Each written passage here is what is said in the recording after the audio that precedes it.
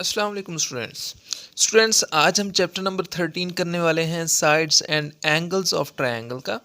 और बेटा हम 13 चैप्टर की रिव्यू एक्सरसाइज करने वाले हैं, जिसका फर्स्ट क्वेश्चन देखते हैं। Which of the following are true and which are false.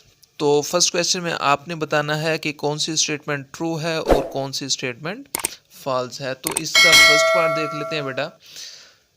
The angle opposite to the longer side of a triangle is greater। उसने क्या कहा, स्टेटमेंट ज़रा गौर से समझिएगा। वो कहता है कि ट्रायंगल की लॉन्गर साइड के अपोजिट जो एंगल होता है, ट्रायंगल की लॉन्गर साइड के अपोजिट जो एंगल होता है वो ग्रेटर होता है। ये तो स्टेटमेंट आपको समझा दी। अब मैं स्केच बना देता हूँ ताकि आपको आसानी से समझ आ जाए। ये बेटा मैंने ट्रायंगल की पिक्चर बनाई है। तो उसके कहने का मतलब था कि जो ट्रायंगल है उसकी लॉन्गर साइड, अब ट्रायंगल की लॉन्गर साइड कौन सी है, ये वाली आप देख सकते हैं। लॉन्गर साइड के अपोजिट एंगल जो है, अपोजिट एंगल कौन सा होगा इसका, ये वाला अपोजिट एंगल होगा। तो उसने यही कहा जो ट्रायंगल की लॉन्गर साइड के अपोजिट एंगल होता है वो क्या होता है, ग्रेटर। तो ये उसने बिल्कुल यहाँ पर ठीक कहा, ये ट्रू होगी स्टेटमेंट आपके पास।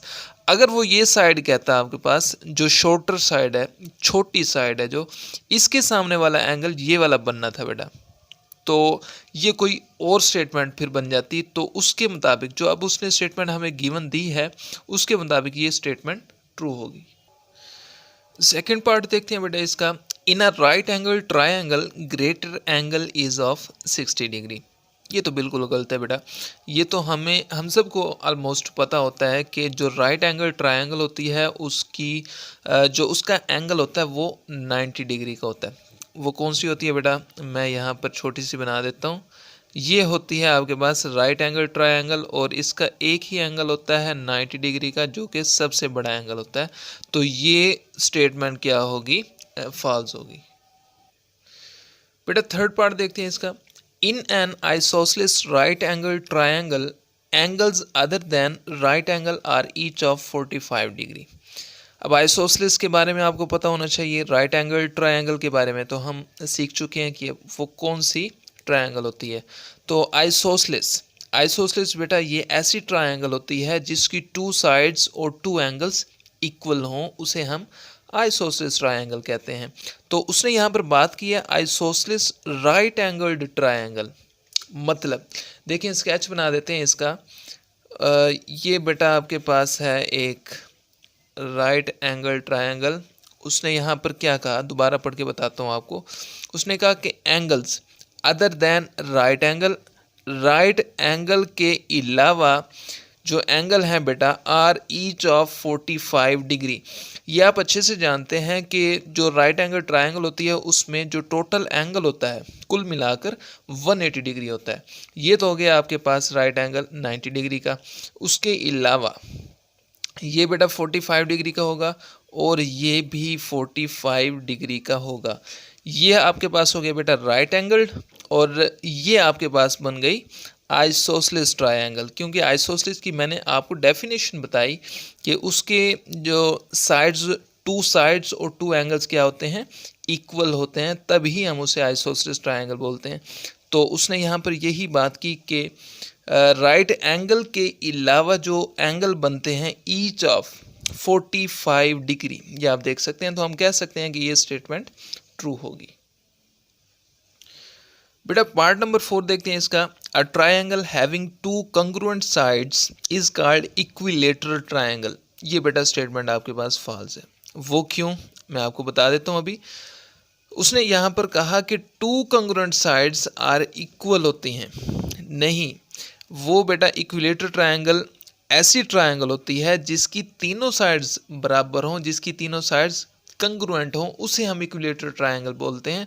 ये दरअसल बेटा आपके पास आइसोसेलेस ट्रायंगल की उसने डेफिनेशन लिखी है, इक्विलेटरल ट्रायंगल की नहीं है। तो इक्विलेटरल ट्रायंगल कौन सी होती है, जिसकी तीनों साइड्स बराबर होती हैं। ये साइड, ये साइड, ये साइड, ये तीनों साइड्स क्या होती हैं, इक्विलेटरल ट्रायंगल में इक्वल होती हैं। तो इसके मुताबिक ये स्टेटमेंट फॉल्स होगी। पार्ट नंबर 5 है बेटा इसका, a perpendicular from a point to a line is shortest distance. अब वो क्या कहता है कि आपके पास एक लाइन है और ऊपर कहीं एक पॉइंट दिया हुआ है जिसका फासला जो है वो शॉर्टर है, उस पॉइंट से उस लाइन तक जो डिस्टेंस है वो शॉर्ट डिस्टेंस है। ये आपके पास कोई लाइन है और यहाँ पर हम मान लेते हैं कि कोई पॉइंट है। तो जब आप यहाँ से यहाँ तक इसका फासला बेटा मेजर करते हैं तो ये शॉर्टर डिस्टेंस बनता है, कोई इतना बड़ा डिस्टेंस नहीं बनता। तो ये स्टेटमेंट क्या होगी, ट्रू होगी। और ये बेटा परपेंडिकुलर बन चुका है।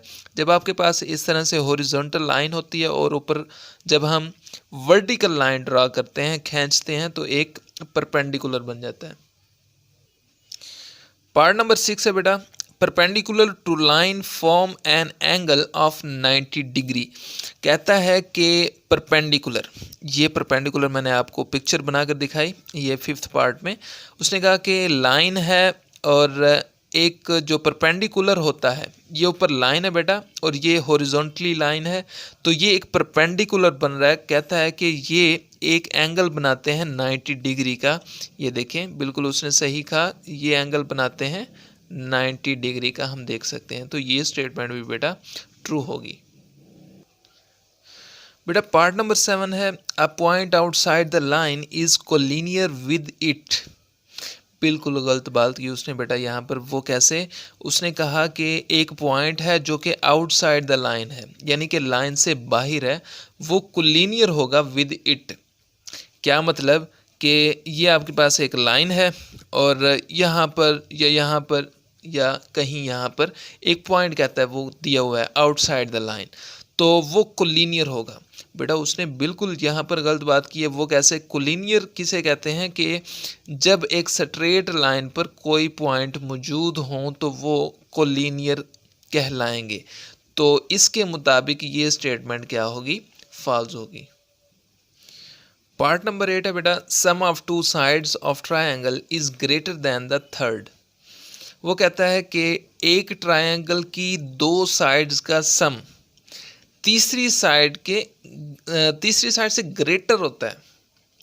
अब बेटा ये आपको अगर स्टेटमेंट बताऊं तो आपकी बुक के पेज नंबर 222 पर एक थ्योरम गिवन है 13.1.3। उसके मुताबिक ये स्टेटमेंट ट्रू है, क्योंकि बेटा थ्योरम कहते ही उसे हैं जिसे साबित करके दिखाया जा सके।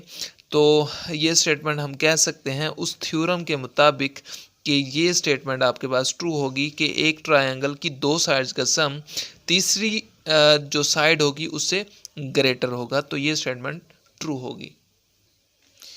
पार्ट नंबर 9 है बेटा, the distance between a line and a point on it is 0। कहता है कि डिस्टेंस बताएं, बल्कि उसने खुद बताया हुआ कि एक लाइन है और एक पॉइंट गिवन है उसी लाइन के ऊपर ऑन इट, तो उनका डिस्टेंस कहता है कि 0 होगा। तो बिल्कुल ठीक कहा उसने। वो कैसे, ये देखें, उसके कहने का मतलब यह है कि एक लाइन है और उसी के ऊपर एक पॉइंट गिवन है, तो आप खुद ही बता दें कि इनका डिस्टेंस क्या होगा। डिस्टेंस तो बेटा 0 ही होगा। देख सकते हैं कि उसी लाइन के ऊपर एक पॉइंट गिवन है, तो इनका डिस्टेंस तो हो ही नहीं सकता। तो डिस्टेंस क्या होगा, 0 होगा। बेटा लास्ट पार्ट है 10 पार्ट इसका। कहता है कि triangle can be formed of lengths 2 centimetre, 3 centimeter and 5 centimetre. कहता है कि ये आपको लेंथ्स गिवन है 2, 3 एंड 5 सेंटीमीटर और इसकी आप जो है ट्रायंगल बना सकते हैं।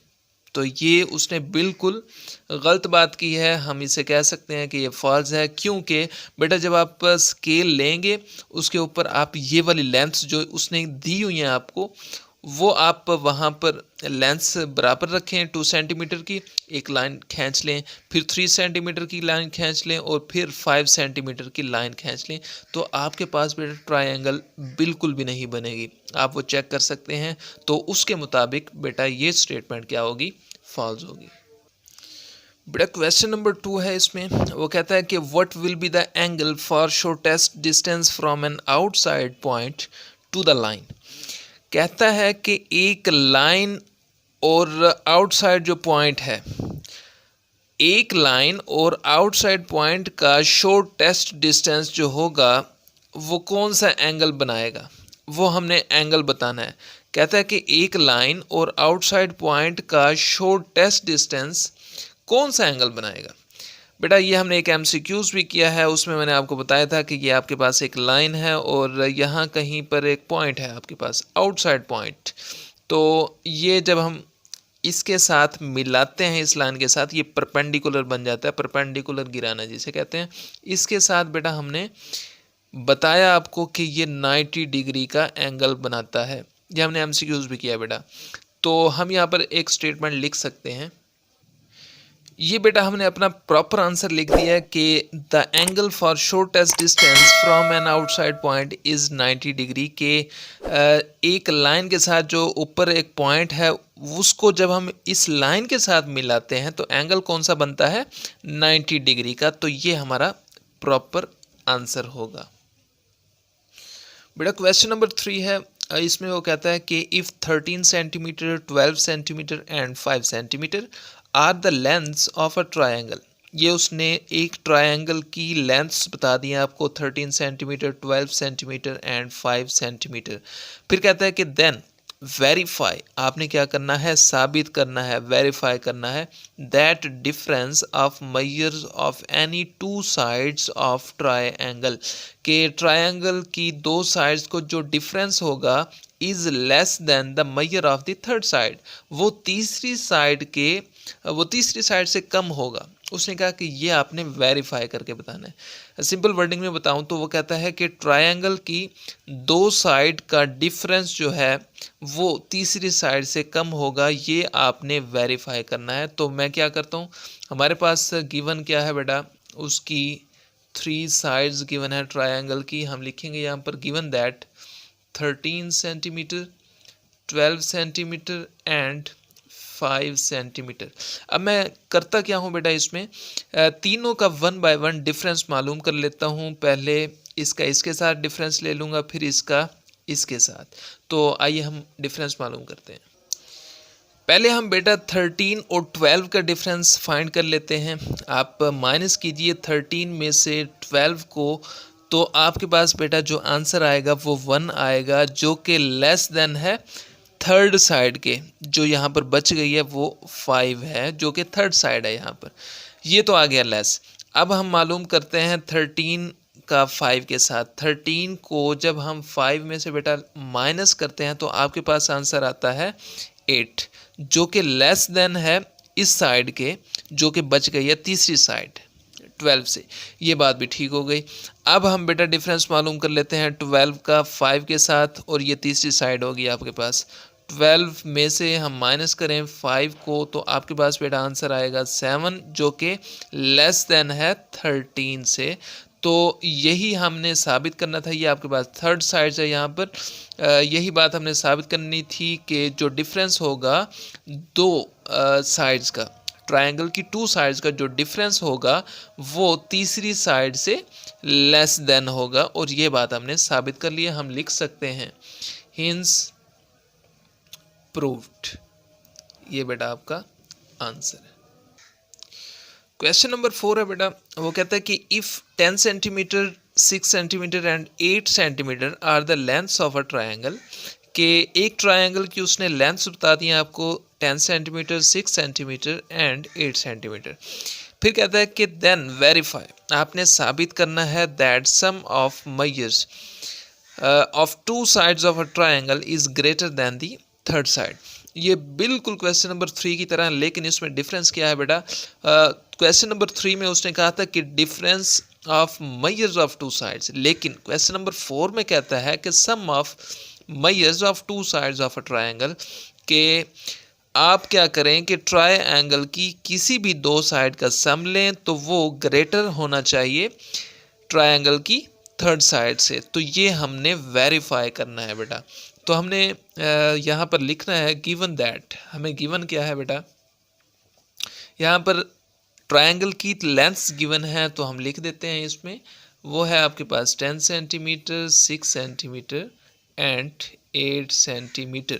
बिल्कुल वैसे ही आपने क्वेश्चन नंबर 3 की तरह करना है। सबसे पहले हमने इन दोनों को सम अप करना है, उसके बाद इनको, और फिर इन दोनों को सम अप करेंगे और देखेंगे कि वो थर्ड साइड से ग्रेटर बनता है या नहीं बनता। तो बेटा पहले हम करते हैं 10 को 8 के साथ सम अप करते हैं। 10 प्लस 8 बेटा ये हम जानते हैं वो क्या होता है 18। 18 ग्रेटर देन होगा 6 से। ये थर्ड साइड है ना आपके पास, चूंकि हमने इन दो साइड्स को सम अप किया तो तीसरी साइड से ये ग्रेटर हुआ। अब हम सम अप कर लेते हैं 10 और 6 को। 10 प्लस 6 जो कि थर्ड साइड ये बनेगी आपके पास। ये 10 प्लस 6 बेटा 16 होगा और ये ग्रेटर होगा आपके पास 8 से। और अब बच गई आपके पास 6 और 8, इन दोनों का सम अप करते हैं और ये तीसरी साइड होगी आपके पास। 6 प्लस 8 होगा बेटा आपके पास 14। 14 इज ग्रेटर देन 10।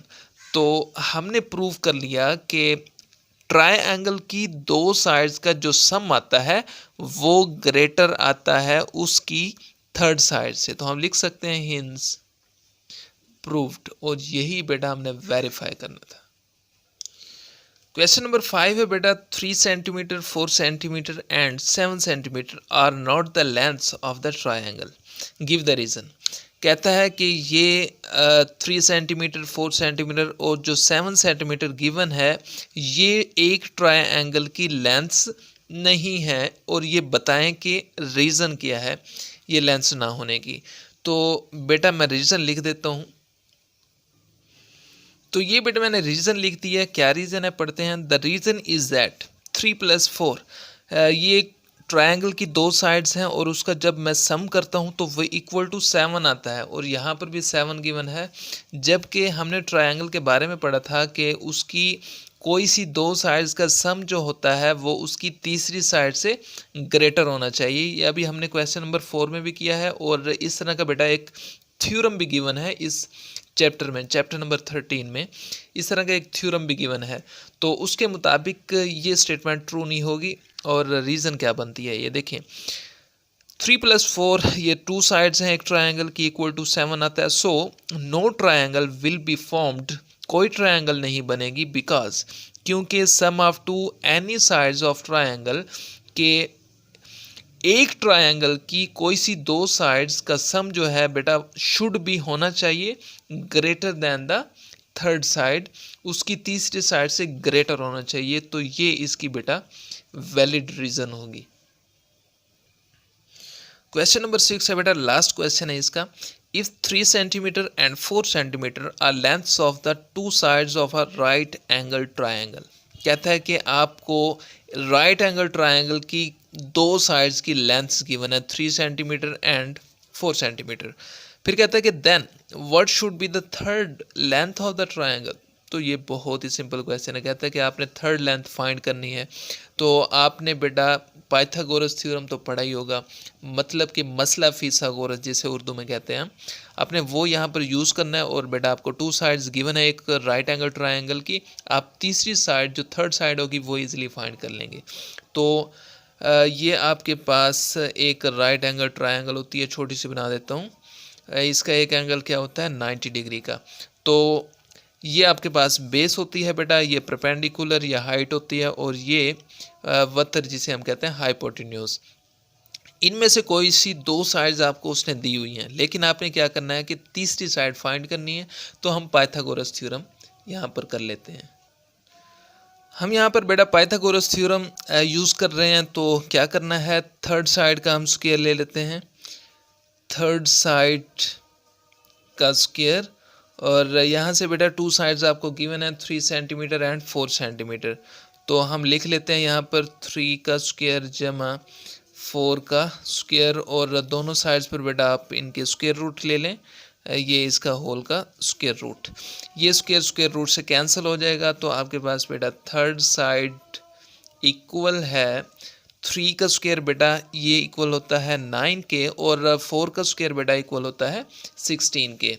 तो जब हम ये आपके पास स्क्वायर रूट 9 प्लस 16 जब हम करते हैं बेटा तो इक्वल आता है 25 स्क्वायर रूट, और ये आपके पास थर्ड साइड है। जब हम 25 का स्क्वायर रूट लेते हैं, क्योंकि हम जानते हैं कि 5 का स्क्वायर बेटा ये पूरा पूरा जाता है 25 बनता है। 5 को 2 टाइम्स जब मल्टीप्लाई करते हैं तो आपके पास 25 आता है, तो इसका स्क्वायर रूट आ जाएगा 5 और ये आपके पास थर्ड साइड होगी।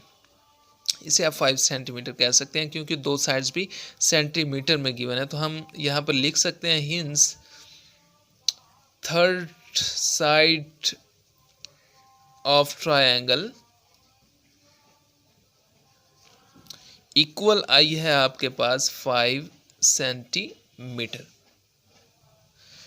तो ये थी बेटा चैप्टर नंबर 13 की रिव्यू एक्सरसाइज। उम्मीद करता हूँ कि आपको तमाम कॉन्सेप्ट जो मैंने आपको दिया है वो समझ आ चुका होगा। और अगर आपको वीडियो अच्छी लगे तो बेटा लाइक कर दीजिएगा और सब्सक्राइब चैनल को ज़रूर कीजिएगा। और अगर कोई आपका क्वेश्चन हो तो कमेंट करें, हम दोबारा से उसे सोल्व करेंगे नेक्स्ट लेक्चर तक के लिए। अल्लाह हाफिज़।